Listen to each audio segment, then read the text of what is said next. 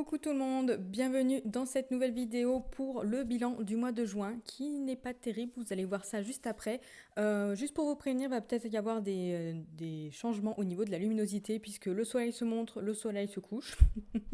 Donc on va faire comme on peut et on espère que le soleil va rester un peu longtemps, comme ça va me permettre de vous faire une jolie vidéo. D'ailleurs j'ai changé d'appareil avec lequel je filme, donc là j'ai pris l'ancien téléphone de mon chéri.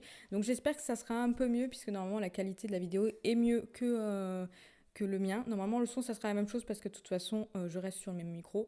Bref, dites-moi ça en commentaire si ça vous semble mieux ou si c'est pareil, comme ça au moins je saurai à peu près. Donc pour ce mois de juin, j'ai lu 6 romans, une BD, un webtoon et 3 mangas. C'est pas énorme, même si ça paraît plutôt pas mal, hein, dit comme ça, mais en fait c'est pas énorme parce que vraiment j'ai l'habitude de lire plus que ça. Mais ce mois de juin a été compliqué quand je regarde en fait le nombre de pages que j'ai lues par jour. Il y a vraiment des pages qui a été catastrophique.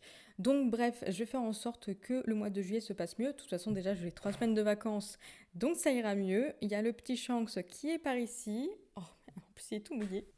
On fait coucou à la caméra. Bonjour. Je m'appelle Shanks et je suis trop mignon, mais je vais éviter de lui faire un bisou, sinon il va être plein de... Donc ce mois-ci, si vous avez vu mes anciennes vidéos, j'étais sur le challenge du Flower Book Challenge et sur les 8 fleurs qu'il fallait trouver un livre ou lire. J'ai lu seulement 6 romans, donc je vais déjà faire le bilan sur ce challenge et ensuite on passera sur les graphiques. Si vous avez vu ma vidéo pile à lire du Flower Book Challenge, vous allez voir que j'ai totalement tout changé. Enfin pas totalement tout, il y en a quand même quelques-uns qui restent dans ce que j'avais prévu de lire, mais j'ai quand même pas mal changé. Pour la fleur coquelicot, du coup, j'ai lu Galante, donc c'était un livre rouge, donc voilà, le Galante, il y a un peu de rouge, c'est pas totalement rouge, mais il y en a, donc ça passe au niveau du challenge, je pense. Donc j'ai lu Galante de Vichwab, publié chez Lumen, et j'ai tellement adoré ce livre. Je lui ai mis 5 étoiles parce que c'est pas un coup de cœur, mais c'est vraiment une excellente lecture. J'étais très surprise d'adorer autant en fait. Je crois que ce livre, c'est soit ça passe, soit ça casse, mais en tout cas, j'ai totalement aimé. Dans ce roman, on suit Olivia qui est orpheline et du coup qui vit dans un orphelinat où ça se passe vraiment pas très bien, même si elle arrive quand même à s'en sortir, mais globalement ça se passe mal. Elle a très envie de quitter cet orphelinat, sauf que le problème c'est que le futur qui s'offre à elle n'est pas extrêmement bien, donc pour l'instant elle est un peu bloquée en fait dans cet orphelinat, jusqu'au jour où elle apprend que son oncle l'a retrouvée et lui demande de venir à Galante. Sachant que sa mère lui a laissé un journal intime où elle raconte pas mal de ses péripéties et où c'est pas très clair, on a l'impression que sa maman a été folle, voilà, tout simplement. Elle lui a laissé un mot en lui disant qu'elle sera toujours en sécurité, sauf si elle va à Galante. Donc elle se retrouve avec un oncle qui lui demande de venir la rejoindre à Galante et à la fois sa mère qui lui dit surtout il ne faut pas que tu y ailles. Vous vous doutez bien, c'est une orpheline qui a très envie de connaître sa famille, donc elle va aller à Galante. De toute façon, c'est le titre du, c'est le titre du bouquin, donc heureusement qu'elle va à Galante parce que sinon aucun intérêt. Elle va y découvrir pas mal de petits mystères et justement des secrets aussi concernant sa naissance. Donc on est vraiment sur un roman huis clos où tout va se passer à Galante et il y a vraiment pas mal de petits mystères qui va se glisser comme ça. Petite particularité dans ce roman, Olivia est muette et du coup même si elle parle la langue des signes, elle n'est pas comprise par tout le monde. Mais en fait c'est tellement bien amené qu'on ne s'ennuie pas un seul instant parce que c'est vrai qu'un personnage muet, on pourrait se dire qu'on va s'ennuyer un petit peu parce que du coup elle parle pas, mais en fait on est quand même dans ses pensées, on sait ce qu'elle pense, même si l'écrit est quand même en elle. Il n'est pas à la première personne du singulier, mais pourtant en fait on arrive quand même à bien comprendre que voilà, de ce qu'elle pense, etc. Et on est vraiment bien immergé à l'intérieur du roman, ça fait que du coup on s'ennuie pas. Franchement je me suis vraiment pas ennuyée. C'est un petit roman, c'est un one shot, donc vraiment ça s'enchaîne. Il y a pas mal de mystères qui se sont dévoilés au fur et à mesure du roman. Parfois, c'est quand même assez facile de se douter de ce qui va se passer parce que de toute façon, ça reste dans une continuité qu'on a déjà vue, donc ça reste assez simple au niveau de l'histoire. Mais j'ai trouvé que c'est vraiment très prenant. L'univers était intéressant, ce qui se passe est intéressant, les personnages sont vraiment hyper attachants. J'ai vraiment adoré Olivia. C'est un personnage qu'on n'a pas l'habitude de voir et en fait, elle est très bien menée de façon à ce qu'elle soit hyper intéressante et qu'on s'attache à elle et qu'on a hâte de voir ce qui va arriver en fait au fur et à mesure du roman. Surtout qu'il y a un aspect fantastique, à savoir que Olivia, Shang, s'il te plaît, tu peux arrêter de faire du bordel. Surtout qu'il y a un aspect fantastique, à savoir que Olivia voit des esprits, donc elle appelle ça des ghouls, donc elle voit les esprits des morts, donc du coup voilà, il y a un petit aspect comme ça. Et comme vous pouvez voir, il y a un petit élément sur la couverture qui donne un peu voilà, le ton au roman. J'ai pas trop envie de vous spoiler un peu plus l'histoire parce que je pense qu'il faut vraiment le découvrir pour l'aimer. Soit ça passe, soit ça casse. Par contre, voilà, c'est sûr. Mais franchement, la plume de V. Schwab, j'adore. J'ai adoré Shadow of Magic. J'ai adoré Galante. C'est moins passé pour la vie invisible d'Adi Larue. Mais en tout cas, voilà, j'aime vraiment beaucoup et j'ai adoré ce roman. C'est ma meilleure lecture du mois, pour vous dire. Pour la fleur Jacinthe, j'avais mis l'héritage des sept îles et j'ai lu l'héritage des sept îles. Donc comme ça, j'ai terminé cette duologie. Je vais pouvoir enchaîner sur Belladonna parce que j'ai trop envie de le lire. Voilà, donc j'ai terminé cette petite duologie qui est ma foi très sympathique. J'ai beaucoup aimé ce tome 2. Ça s'enchaîne directement après le tome 1, donc je vous conseillerais de lire le tome 1 et d'enchaîner avec le tome 2 dans les mois qui viennent, voire même lire à la suite en fait si vous pouvez. Parce qu'il y a quand même pas mal d'éléments du tome 1 qui revient sur ce tome 2 et j'avoue que j'avais pas tout en tête, donc peut-être que je suis passée à côté de certaines choses, alors que finalement, si j'aurais lu le tome 1 et enchaîné sur le tome 2, j'aurais pu réussir à peut-être à mieux gérer justement tous ces aspects-là. Pourtant, j'ai une bonne mémoire. Pour vous dire, quand même, j'ai une bonne mémoire et pourtant, il y a quand même quelques éléments que je n'avais plus trop en tête. Quand même beaucoup aimé ce tome 2 qui rejoint le tome 1. De toute façon, j'avais beaucoup aimé le tome 1. Ici, on est vraiment dans une aventure sur la mer. Donc voilà, on visite plusieurs îles, des îles qui sont toutes différentes. Et ce que j'aime bien aimer, c'est que tout n'est pas tout beau ni tout rose. Donc ça signifie qu'il y a quand même des difficultés dans le roman. Et surtout, comme c'est de la royauté, donc vous vous doutez bien que la façon de gouverner est parfois quand même assez compliquée. Et ici, on a vraiment tout ça avec les difficultés, etc.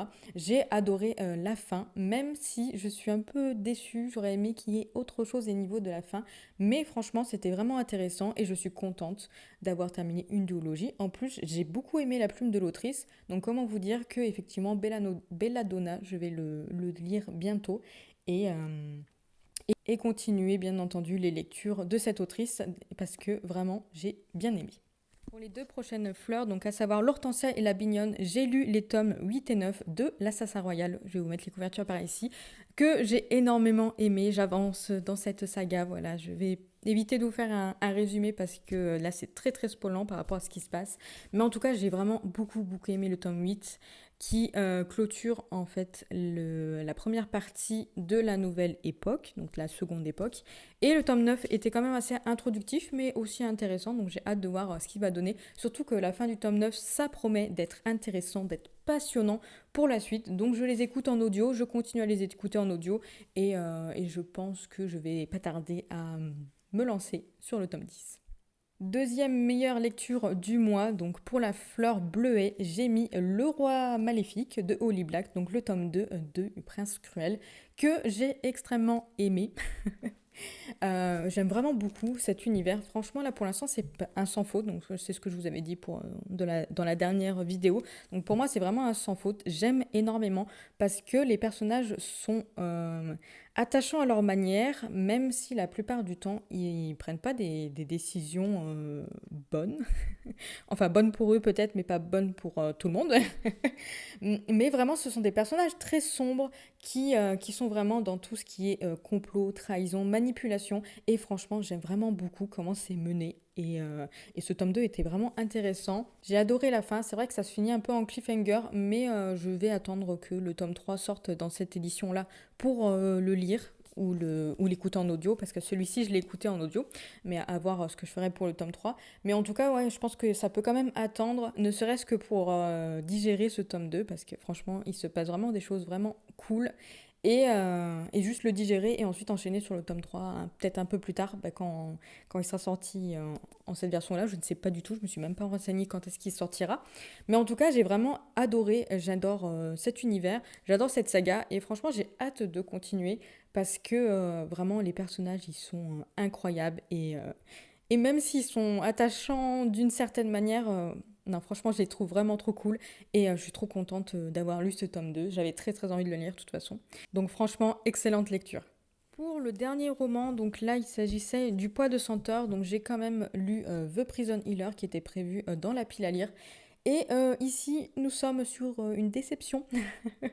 Vraiment une grande déception. Je pense que je vais choquer certaines personnes en disant ça, mais vraiment, ça l'a pas du tout fait pour moi. On est dans un huis clos où ça se passe dans la prison de Zalindov, où notre guérisseuse, donc notre protagoniste, se retrouve à devoir protéger la reine rebelle et essayer de la libérer en quelque sorte.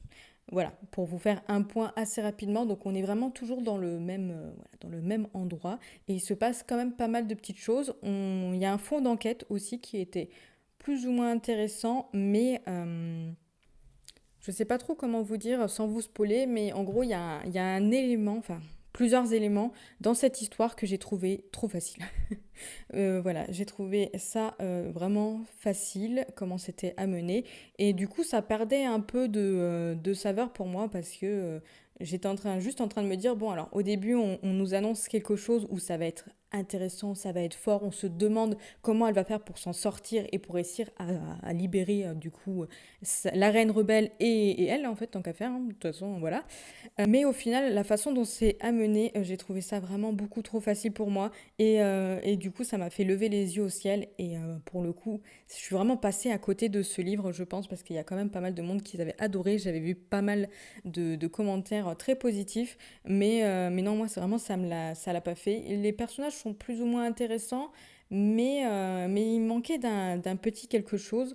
Au tout début, quand on rencontre le protagoniste masculin principal, je sais même plus comment il s'appelle pour vous dire, je l'ai trouvé très intéressant et je me suis dit, ah, je pense que ça va être un personnage super bien. Je sais pas si c'est le fait que j'ai été déçue par les premières situations qui sont faciles, mais du coup, je suis passée à côté de ces personnages, à côté de l'histoire.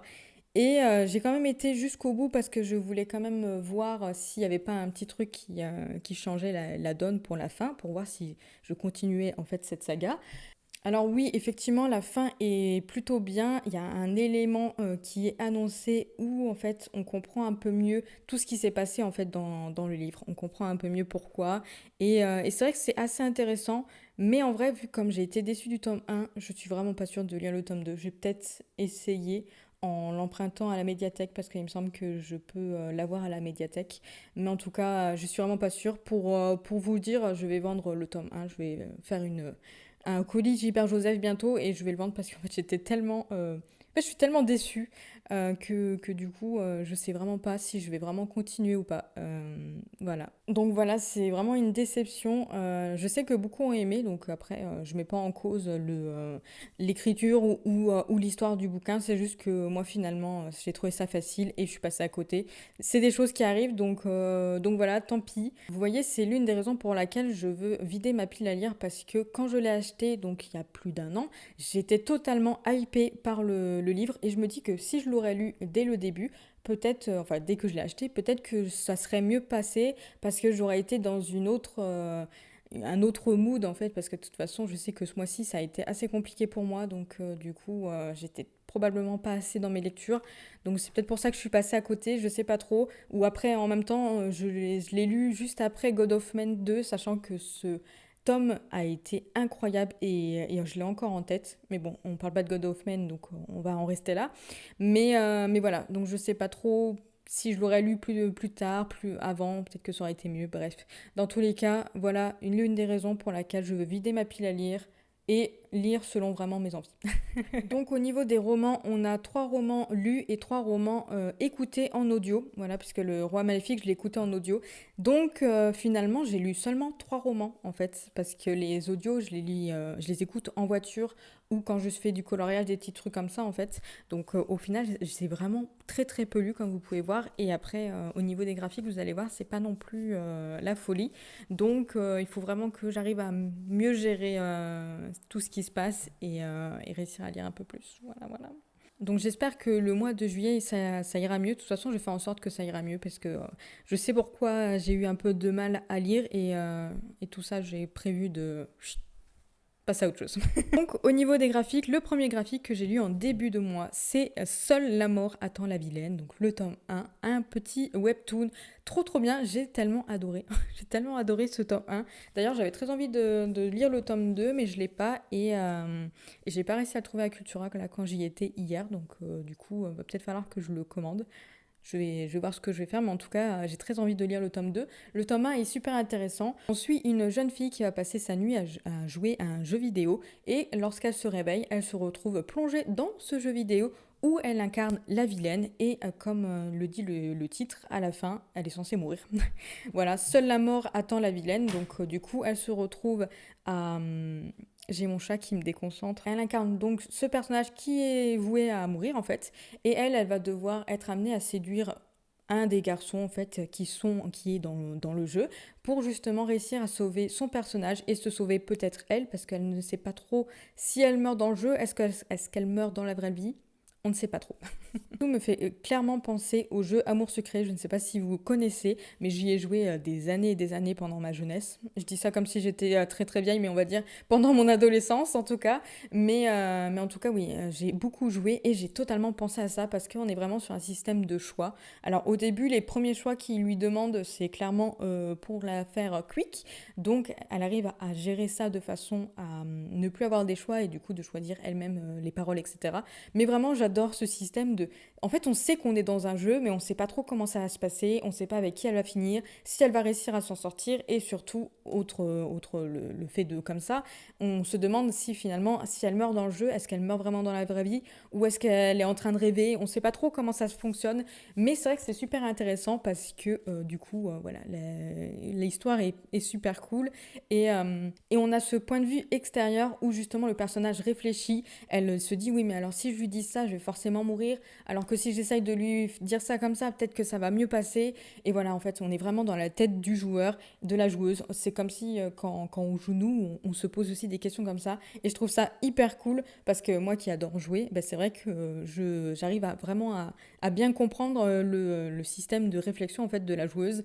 Et franchement, juste trop bien. J'ai trop hâte d'acheter le tome 2 et de le lire. Mais d'un côté, j'ai aussi envie de continuer plusieurs tomes.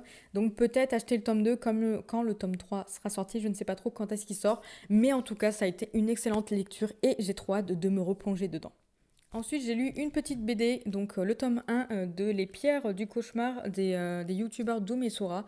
J'ai trouvé ça plutôt simple, c'était sympathique, mais sans plus. Pour vous dire, je vais pas lire la suite parce que au niveau des BD et de toute façon de tout ce qui est graphique, en fait, il faut vraiment qu'il y ait quelque chose qui me passionne beaucoup, beaucoup pour que je puisse continuer parce qu'il y a tellement plein de romans, enfin, de BD graphiques, de mangas, etc., qui m'intéressent.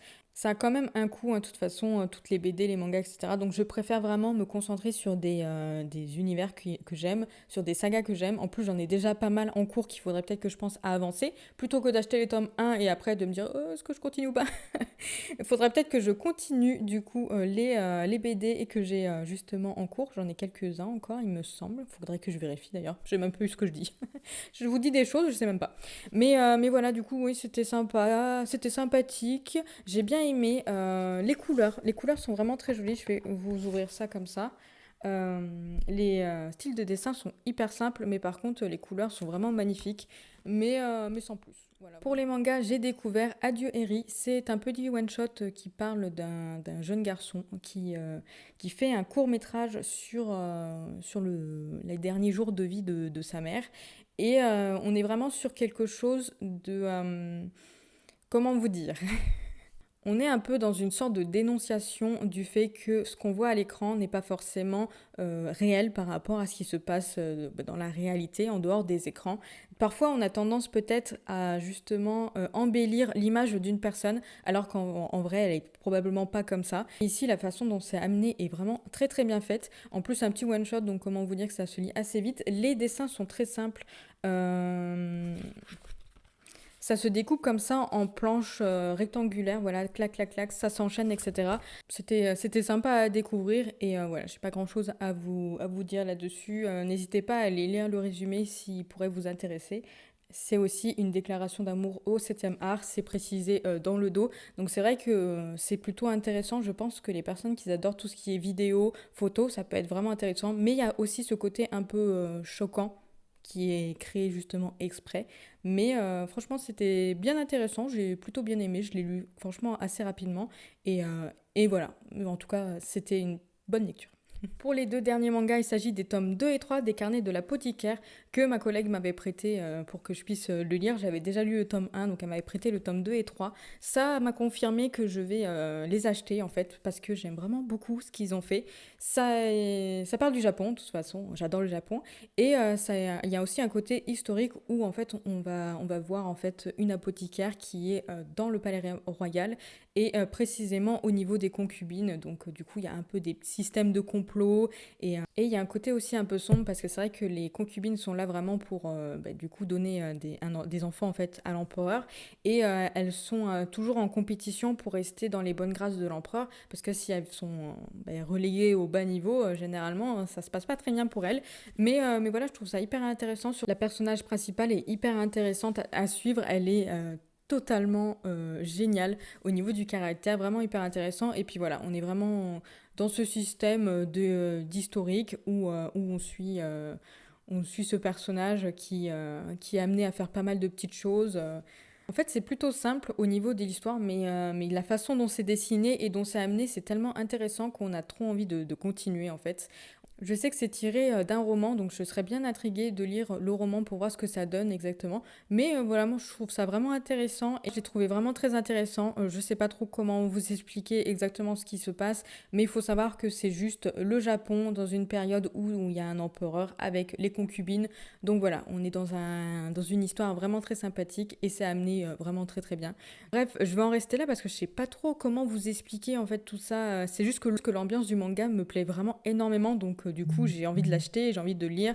Peut-être que j'arriverai peut-être à mieux exprimer quand j'aurai lu les 11 tomes qui sont déjà sortis. Mais en tout cas, pour l'instant, je peux vous dire que j'ai adoré ce manga et que j'ai bien prévu de continuer à le lire. Donc voilà, au niveau de mon bilan du mois, j'ai un peu galéré à filmer cette vidéo, donc je pense que ça va être un peu compliqué au niveau du montage. J'espère que ça restera clair pour vous. J'ai un peu du mal vraiment à faire des résumés parce que j'ai toujours peur de spoiler. Donc c'est vrai que je passe peut-être un peu trop vite au niveau des résumés. Voir ce que ça donne pour vous. N'hésitez pas à me faire un petit retour, ne serait-ce que pour me dire si ça va au niveau des résumés ou si vous aimeriez que j'aille un peu plus loin. Mais c'est vrai que moi je sais que je déteste me faire spoiler et il y a des éléments que j'ai pas envie de vous spoiler. Bref, je vais arrêter de blablater. Je vous remercie d'avoir regardé la vidéo jusqu'au bout. N'hésitez pas à me laisser un petit commentaire, un petit pouce en l'air, un abonnement si ce n'est pas déjà fait. Et moi, je vous dis à la semaine prochaine pour une prochaine vidéo.